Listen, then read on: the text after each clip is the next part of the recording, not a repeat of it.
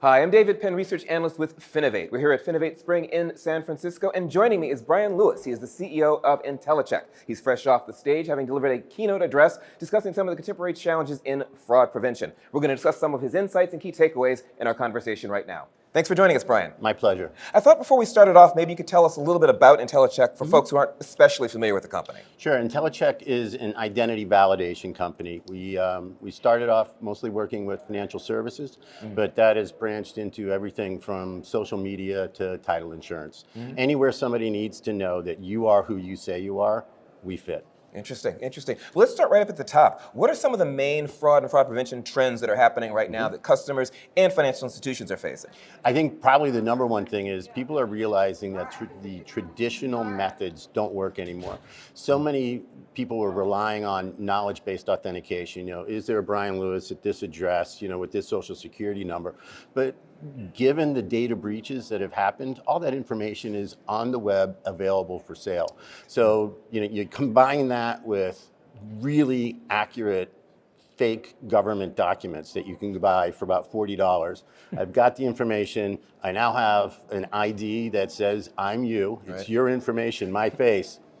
I start committing fraud. Wow, interesting. So what are some of the things that financial institutions are doing to try to help and protect their customers from these sorts of threats? Yeah, I think they're looking at sort of two things. One, how do we provide protection without making the customer feel like a criminal? So what's the fewest hoops you can make them jump through, but also validate who they are. So I think that's a place that a lot of people are looking, and they're really beginning to look at the accuracy of the tools that they're using, because the more accurate the tool that you're using to validate somebody, less hoops you need.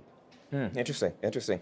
We are hearing a lot of talk here at the conference about artificial intelligence, AI, no surprise to you, of course, something that you all are very involved in. Yeah. Where would you say AI fits into the fraud and the fraud prevention situation? I think it's sort of a double-edged sword, because the bad guys can also use AI, and so many tools that are used to authenticate government-issued documents really are templating. So they're going to say, is a hologram in the right spot, those types of things, or is the font the right font? They run a few IDs through machine learning. They can make really, really good fakes. And that's what our law enforcement clients tell us. They can barely tell by looking at them. So they need tools like we have.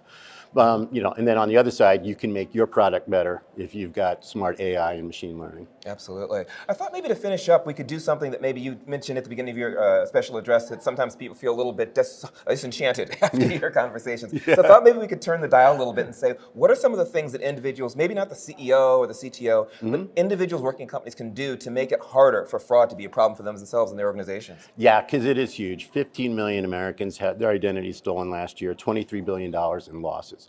And then scams, another 20 billion that were lost.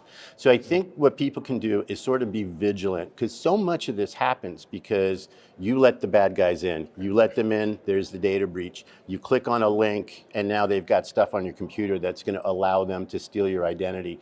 We do a lot of training internally on what you need to look for. And then we fake out our employees. If they click that button, they go to remedial training.